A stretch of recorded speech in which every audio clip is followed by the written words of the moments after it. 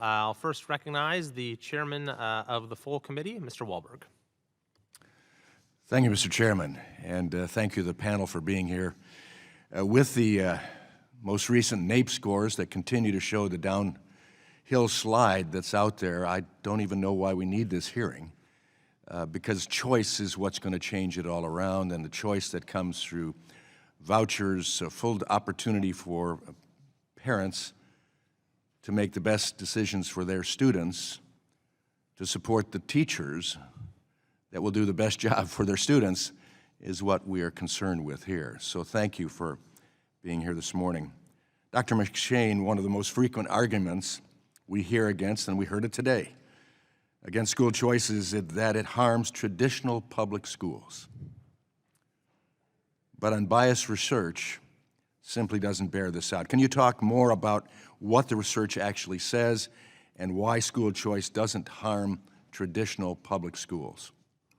Absolutely. Thank you so much for the question. Yes, this is one of the most consistent findings we see in the private school choice literature, that students who remain in public schools, their scores actually do better in the face of, if you want to call it competition, or the effects of the program that are there.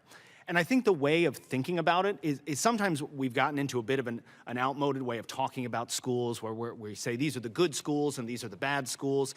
I think we need to move to a way of thinking about fit, that certain students fit in certain schools better than others. And there may be schools that on average and in aggregate look good on paper, but there are students that are struggling in them. And there are students that are doing, schools that look like they're doing poorly, but students that are doing well in there. So as students are able to move to a school that best fits them, we tend to think about it in the term of that student. They get to go to a school that's a better fit for them.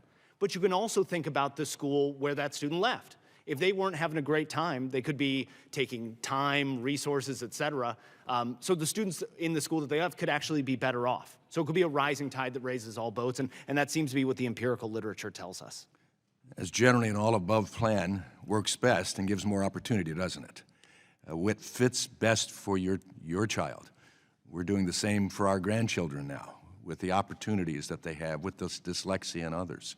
And so, Ms. Clark, thank you for being here. You mentioned that school choice matters for all children.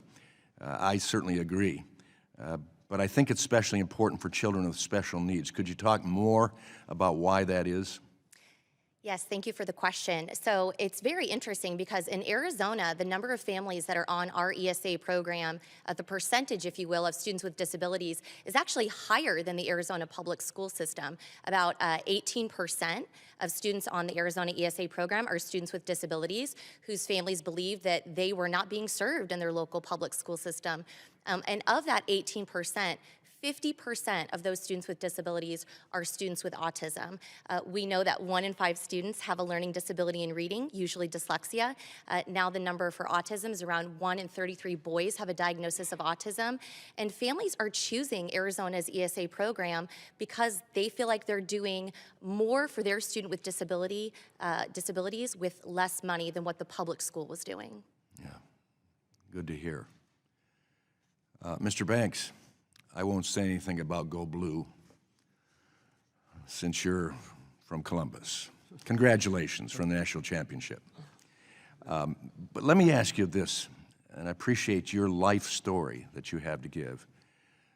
Many critics of school choice say that private schools cream skin, which in other words says that they only take the most academically gifted and talented students, and that's why some of these schools have high scores. Tell me about the school you attended with a voucher. Do you think your new school only accepted most talented, accomplished students? Well, thank you for that question, and that championship was long overdue. Yeah, so the school that I attended, actually, I failed the entry test twice, and the principal and the superintendent took a liking to me. For what reasons, I'm not sure, but they saw a lot of potential in me, and they chose to bring me on anyway, and accepting me actually forced them to open up an entire 6th grade wing, so they had to take on more students to justify just bringing me on. And so we often refer to ourselves as the class of rejects, because most of us were coming from schools that had failed us in lower academic outcomes, and so all of us struggled during that time. And so in my experience, the school did everything that they could to bring the students who were struggling the most and coming from tough environments to a school where they could actually thrive. They wanted to perform education on you. Correct.